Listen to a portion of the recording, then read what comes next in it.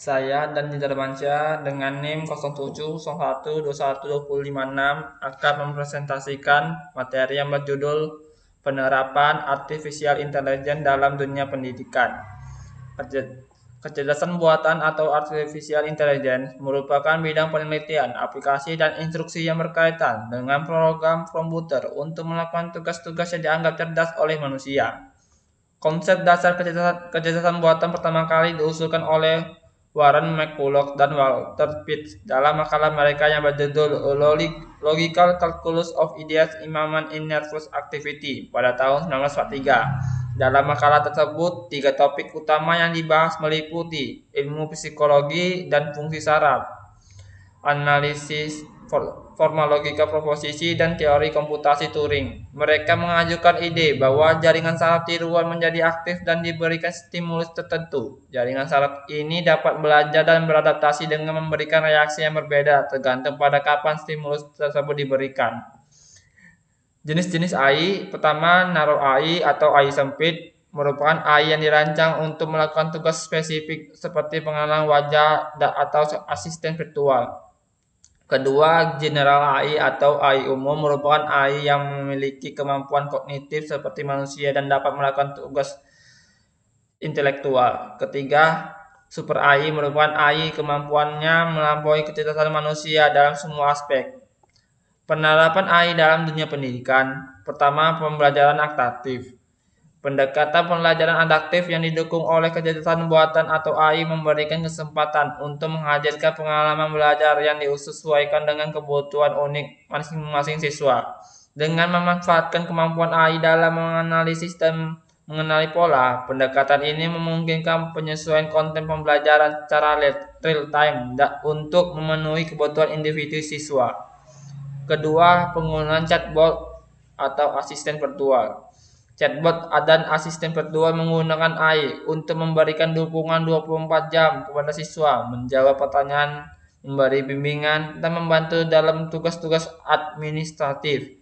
Ketiga, analisis data pendidikan merupakan program komputer yang dirancang untuk memantau aktivitas dan keterlibatan siswa selama proses pembelajaran.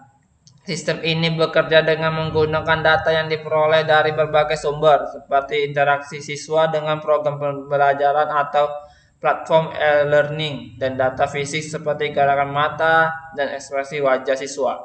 Sistem ini mengenali data tersebut dengan memahami tingkatan keterlibatan siswa dalam pembelajaran, mengidentifikasi masalah, dan memberikan saran untuk meningkatkan keterlibatan siswa. Pengembangan kurikulum dengan AI. AI memungkinkan penyesuaian materi pembelajaran secara real time berdasarkan kemajuan dan kebutuhan siswa, sehingga setiap siswa dapat belajar dengan cara yang paling efektif bagi mereka.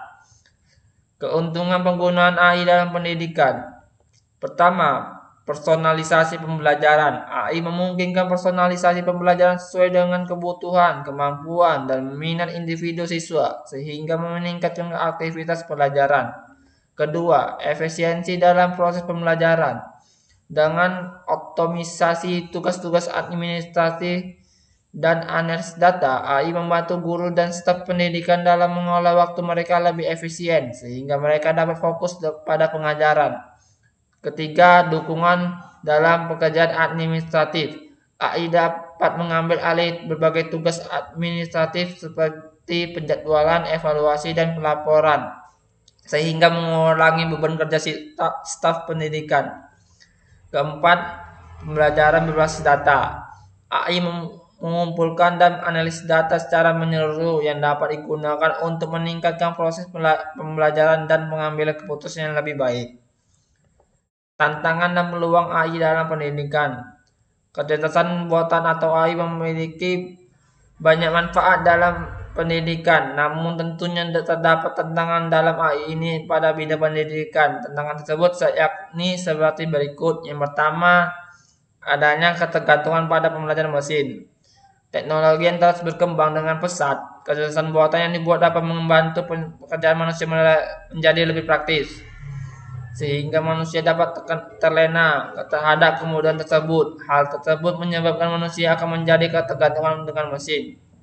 Yang kedua, terancamnya keamanan siber. Untuk mengetahui informasi-informasi dari pihak yang dianalisis, akan ada data-data pribadi yang muncul, meskipun dengan yang tersembunyi sehingga dapat menimbulkan risiko keamanan siber. Pendekatan tersebut tidak efisien dan bisa dibilang kurang efektif, karena harus diintegrasikan dengan hati-hati untuk mencegah mendapatkan akses ke data yang penting.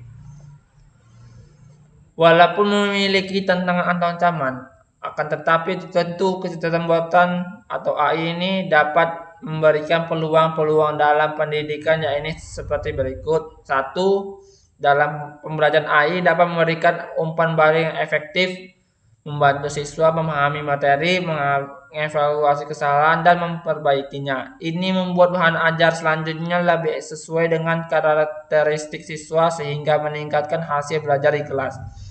Yang kedua, AI menggunakan algoritma pembelajaran mesin untuk memproses tugas dan latihan siswa secara real time, mengidentifikasi kesalahan, mengevaluasi pemahaman materi, dan memberikan umpan balik cepat dan akurat.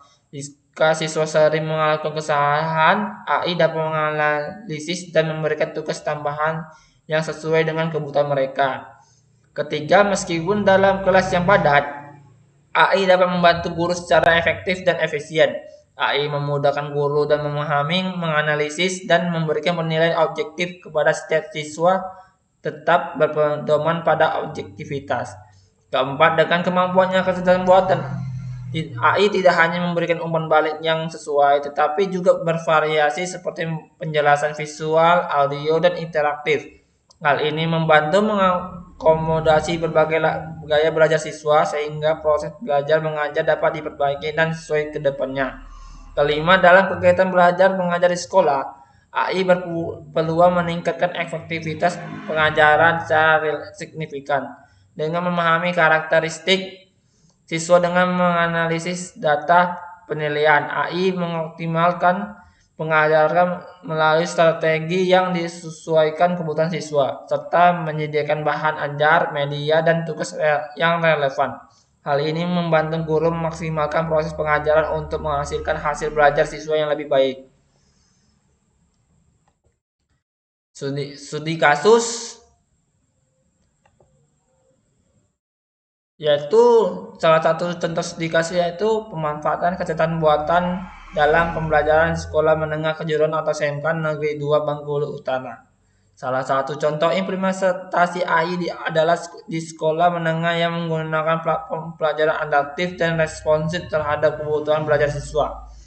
Pemanfaatan AI dalam pembelajaran pada sekolah ini yaitu dengan menggunakan Google Classroom dengan fitur AI untuk memfasilitasi proses pengumpulan tugas secara otomatis dan memberikan rekomendasi materi tambahan sesuai dengan kebutuhan belajar siswa.